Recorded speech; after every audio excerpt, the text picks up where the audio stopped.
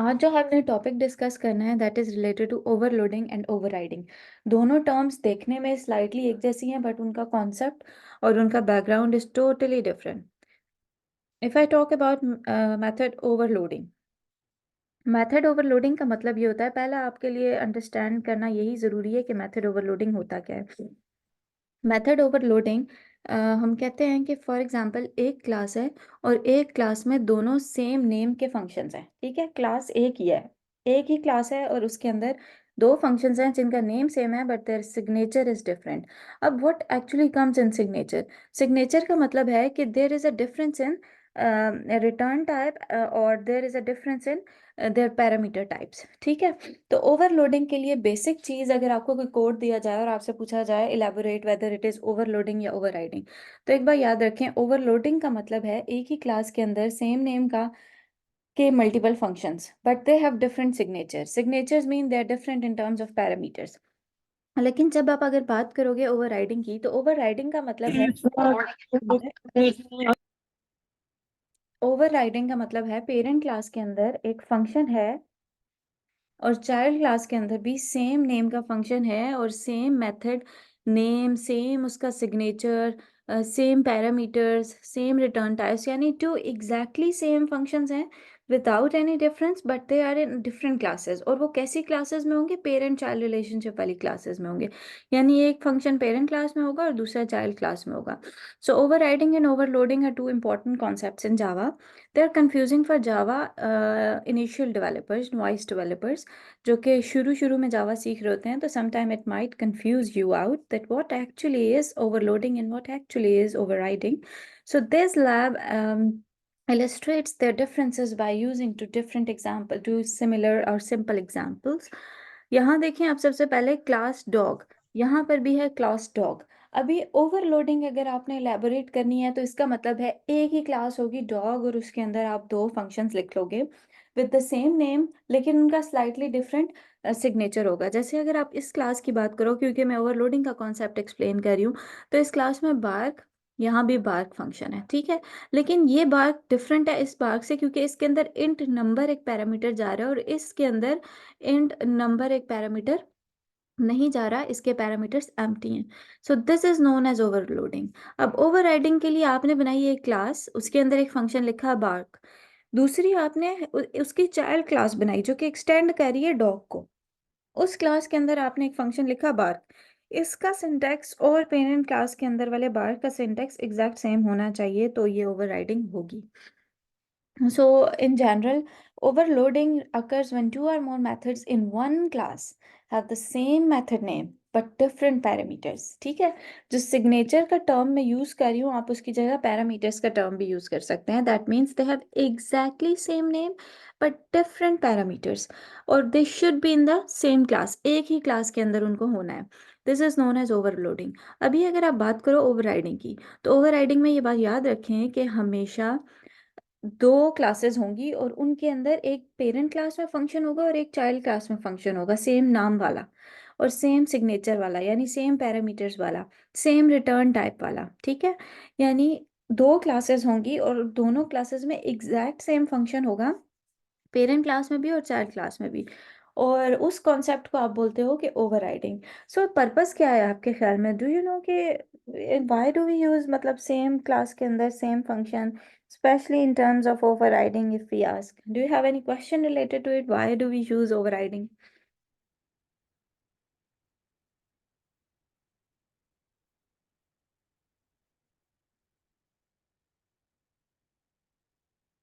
Okay,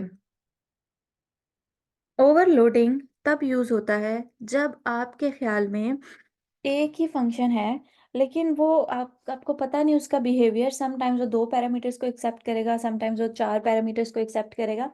उस case में you are not sure about the behaviour. आप क्या करोगे? आप सिंपली ओवरलोडिंग कर लोगे, यानी एक क्लास में सेम नाम का फंक्शन लेकिन डिफरेंट पैरामीटर्स के साथ आप बना लोगे, ओवरलोडिंग हो जाएगी। ओवरराइडिंग हम तब यूज करते हैं जब आपकी पेरेंट क्लास के अंदर एक फंक्शन ऐसा हो जो कि चाइल्ड के अंदर भी है लेकिन चाइल्ड के अंदर उसकी इम्प्लीमेंटेशन डिफरेंट है, यानी ईटिंग फंक्शन है। ठीक है, अब अगर डॉग है तो डॉग के अंदर ईटिंग डॉग मीन्स एक जनरल कैटेगरी ऑफ एनिमल जो कि कुछ भी खा सकता है, उसके अंदर एक फंक्शन है ईटिंग, और वो ईटिंग फंक्शन कुछ भी कर रहा है, ठीक है। दैट इज कुछ भी खा रहा है, यानी वो कुछ भी खा सकता है, कोई इतनी स्पेसिफिक डाइट या उसका ऐसा नहीं है कि वो सिर्फ यही किस्म का फूड खाएगा। फिर एक जर्मन शेफर्ड है, और कोई और ब्रीड वाला कोई डॉग है, अब I am not sure about exact names के कौन कौन सी होती हैं इनकी ब्रीड्स, लेकिन सपोज कोई ब्रीड ऐसी है जो बड़ी यूनिक सी है और उसकी डाइट की रिक्वायरमेंट्स डिफरेंट है। अभी भी आप ईटिंग फंक्शन लिखोगे दोनों क्लासेस में, लेकिन फिर वो ईटिंग फंक्शन पेरेंट वाला ये इनहेरिट तो कर सकता है, पर उसको वो वाला खाना नहीं चाहिए जो एक आम डॉग खाता है। दैट मीन्स कि आप जो चाइल्ड डॉग के अंदर जो भी ईटिंग का फंक्शन बनाओगे वो होगा तो वही, लेकिन उसकी अपनी इम्प्लीमेंटेशन होगी, ठीक है। दैट मीन्स कि सेम कॉन्सेप्ट को अगर आपने चाइल्ड में थोड़ा सा चेंज करके पेश करना है, उस पर्पस के लिए आप ओवरराइडिंग यूज करते हो। सो ओवरराइडिंग अगर आप बात करो real object type in run time की, तो जो ओवरराइडिंग होती है नॉर्मली वो इनहेरिटेंस के साथ ही यूज़ होती है, ठीक है। और हमेशा वो रन टाइम पे कॉल होते हैं फंक्शंस, जबकि ओवरलोडेड फंक्शंस हमेशा कंपाइल टाइम पे। यानी कंपाइल टाइम का मतलब है आपने रन का बटन नहीं क्लिक किया, आपने जस्ट लिखे हैं फंक्शन, और उस टाइम पे वो कंपाइलेशन टाइम होता है, उस टाइम पे वो कॉल हो जाते हैं। या वो आप ये कह सकते हो रेफरेंस उनका जनरेट हो जाता है, कॉल होने से मतलब रेफरेंस उनका generate. Now polymorphism applies to overriding, not to overloading. अभी ओवरराइडिंग के बाद हमें हमेशा ऊप का एक वेल नोन कॉन्सेप्ट जिसको हम हमेशा से डिस्कस करते आए हैं, दैट इज पोलीमॉर्फिज्म, और वो ओवरराइडिंग के थ्रू इम्प्लीमेंट होता है। ओवरलोडिंग एक्चुअल में ऑब्जेक्ट ओरिएंटेड का एक टॉपिक नहीं है, वो पुराना एक किसी भी स्टैंडर्ड प्रोग्रामिंग लैंग्वेज का टॉपिक है, और वो कहीं पर भी यूज हो सकता है। उसके लिए इनहेरिटेंस या उसके लिए ऑब्जेक्ट ओरिएंटेड कॉन्सेप्ट्स का होना इतना कंपलसरी नहीं है, ठीक है। सो overriding is actually a runtime concept while overloading is a compile time concept.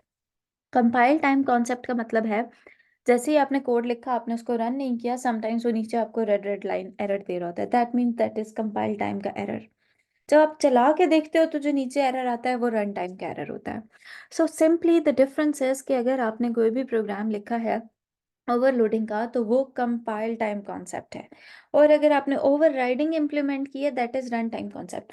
क्योंकि जब आप ऑब्जेक्ट बनाते हो तब पता चलता है कि पेरेंट में भी सेम फंक्शन है, चाइल्ड में भी सेम फंक्शन है, कौन सा वेरिएंट कॉल होगा आई एम सॉरी, कौन सा वेरिएंट कॉल होगा ये उस वक्त पता चलता है जब आप प्रोग्राम को रन करते हो और उनके ऑब्जेक्ट्स को कॉल करते हो एक्चुअल में, या इंस्टेंस वेरिएबल्स कॉल होते हैं एक्चुअल में। अभी हम दोनों की एक एक एग्जांपल करके देखेंगे, ओवरलोडिंग की भी और ओवरराइडिंग की भी। यहाँ की एग्जांपल मैं आपको थोड़ा सा एक्सप्लेन कर देती हूँ। आई एम सॉरी, यहाँ की एग्जांपल मैं आपको एक्सप्लेन करती हूँ। दिस इज ओवरराइडिंग की एग्जांपल। क्लास डॉग, डॉग के अंदर फिर एक और फंक्शन है दैट इज बार्क, ठीक है, और उसके अंदर जस्ट एक वॉइस प्रिंट हुई हुई है कि ये बार्क करेगा तो ये वॉइस होगी। नेक्स्ट उसकी एक चाइल्ड क्लास है जो डॉग को एक्सटेंड करी है, और उसके अंदर एक और फंक्शन है sniff, that is not bark, लेकिन बार्क भी होगा। अगर ये ओवरराइडिंग हुई तो बार्क को भी होना है इसी क्लास में। और अगर मैं देखूं तो ये नीचे बार्क लिखा हुआ भी है, और बार्क होना शर्त नहीं है, बार्क का syntax exactly similar to that of ऊपर वाले बार्क होना है, ठीक है। सो इसके बाद आपने क्या करना है, इन दोनों की अगर आप बात करो, बार्क सिंटेक्स भी सेम है, नेम भी सेम है, और अब आप मेन क्लास में जा रहे हो, मेन क्लास में आपने पेरेंट क्लास का ऑब्जेक्ट बनाया, और उस ऑब्जेक्ट के थ्रू आप डॉग डॉट बार्क को कॉल कर रहे हो। अभी डॉग डॉट बार्क के अंदर आप देखो तो ये वाला बार्क है, ये कॉल होगा। अगर आप चाइल्ड क्लास का ऑब्जेक्ट बनाते हो, इस क्लास का ऑब्जेक्ट बनाते हो, तो इस क्लास के ऑब्जेक्ट में ये वाला बार्क भी एक्सेसिबल है, और हम ये कहते हैं कि चाइल्ड क्लास के अंदर पेरेंट क्लास का डेटा भी एक्सेसिबल होता है, ये वाला बार्क भी एक्सेसिबल है। सो दो एक्चुअली जो हम कह रहे हैं कि रन टाइम का कॉन्सेप्ट है ये, तो वो यहाँ से जनरेट होता है रन टाइम का कॉन्सेप्ट, कि रन टाइम पे आपको पता चलता है कि कौन से वाला वर्जन बार का एक्चुअल में कॉल होगा। रन टाइम पे आप डिसाइड करते हो किसका ऑब्जेक्ट बना हुआ है, और क्या उस वाले ऑब्जेक्ट के पास दोनों का एक्सेस है, और अगर दोनों का एक्सेस है तो फिर कौन से वाला कॉल होगा। So example of overloading discuss करते हैं। Overloading example is going to be very simple and straight forward. उसके अंदर आपने एक क्लास डॉग क्रिएट की एंड देन आपने उसके अंदर बार्क फंक्शन क्रिएट किया और फिर एक और बार्क फंक्शन क्रिएट करोगे, बट यहाँ शर्त ये है कि उसका सिंटेक्स डिफरेंट होना चाहिए इन टर्म्स ऑफ पैरामीटर्स, उसको ज़्यादा पैरामीटर्स एक्सेप्ट करने हैं। So this is something related to overloading कि आपने एक ही क्लास में मल्टीपल फंक्शंस बनाए हैं और आपकी मर्जी, आप जितने ज़्यादा फंक्शंस को ओवरलोड करना चाहो आप कर सकते हो। आपके पास कोई लिमिटेशन नहीं है। आप उनके सिंटैक्स में डिफरेंट क्रिएट करते जाओ, यानी उनके पैरामीटर्स में डिफरेंसेस क्रिएट करते जाओ और आप ओवरलोडेड फंक्शंस क्रिएट करते जाओ। So now let's go towards the lab task. Identify the task from which category does it belong and perform accordingly. You need to write a program of simple calculation which provides the following functions. एक calculate class होगी जिसके अंदर आपके पास addition का function होगा, multiplication का function होगा और subtraction का function होगा, 2 numbers के लिए भी और 3 numbers के लिए भी। टास्क 2 में आपने simply क्या करना है, you have to create a, अभी इसके अंदर आपको खुद डिसाइड करना है कि भाई इसके अंदर मुझे ओवरलोडिंग करनी है या ओवरराइडिंग करनी है। एक सिंपल सी हिंट मैं आपको खुद दे देती हूँ कि अगर यहाँ डिसाइडेड होता कि फलानी पेरेंट क्लास है और फलानी चाइल्ड क्लास है, पेरेंट क्लास के अंदर 2 फंक्शंस लिखो, चाइल्ड क्लास के अंदर ये लिखो, तो definitely that would be a task of over riding. लेकिन यहाँ सिंपली एक ही क्लास है और उसके अंदर एडिशन, सब्ट्रैक्शन, मल्टीप्लिकेशन के फंक्शंस बनाने हैं, तो ये ओवरलोडिंग का टास्क हो सकता है। बट ओवरलोडिंग की भी शर्त ये है कि आपको एक क्लास के अंदर मल्टीपल फंक्शंस लिखने हैं with the difference in there parameters. तो वो आप कैसे इंश्योर करोगे, वो आपको यहाँ से पता चल रहा है। ऑफ 2 एंड 3 नंबर्स, यानी एक एडिशन का फंक्शन होगा 2 पैरामीटर्स के साथ और दूसरा एडिशन का फंक्शन होगा 3 पैरामीटर्स के साथ। एक सब्ट्रैक्शन का फंक्शन होगा 2 पैरामीटर्स के साथ, एक सब्ट्रैक्शन का फंक्शन होगा 3 पैरामीटर्स के साथ, एक मल्टीप्लिकेशन का फंक्शन होगा 2 पैरामीटर्स के साथ और दूसरा मल्टीप्लिकेशन का फंक्शन होगा 3 पैरामीटर्स के साथ। So this actually is telling you how exactly you can embed overloading a concept. Is that clear?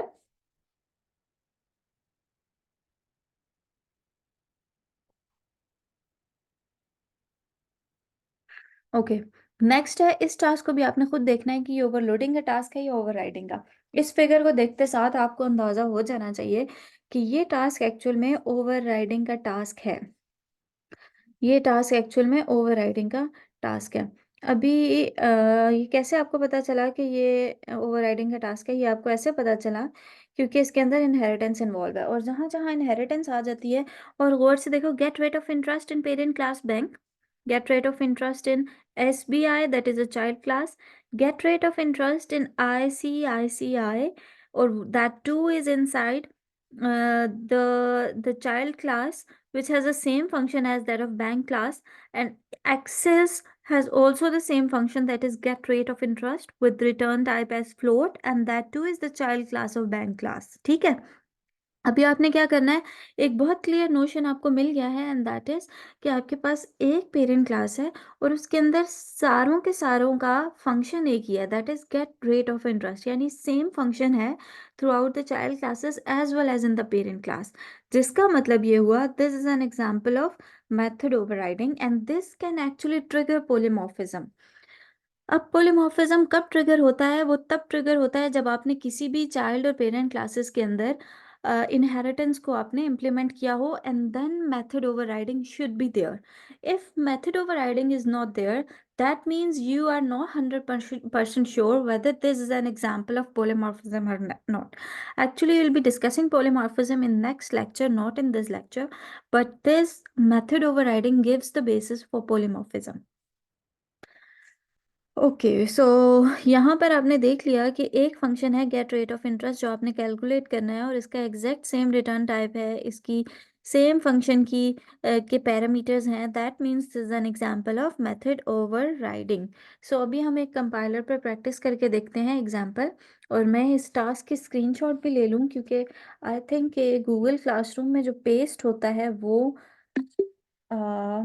जो पेस्ट होता है टास्क वो शायद इमेज के बगैर होता है। लेट मी री अपलोड इट देयर। तब तक आपके पास टाइम है सारे कॉन्सेप्ट को गो थ्रू करें, और अगर कोई प्रॉब्लम है, कोई क्वेश्चन है तो do ask, otherwise I am going to start it out practically.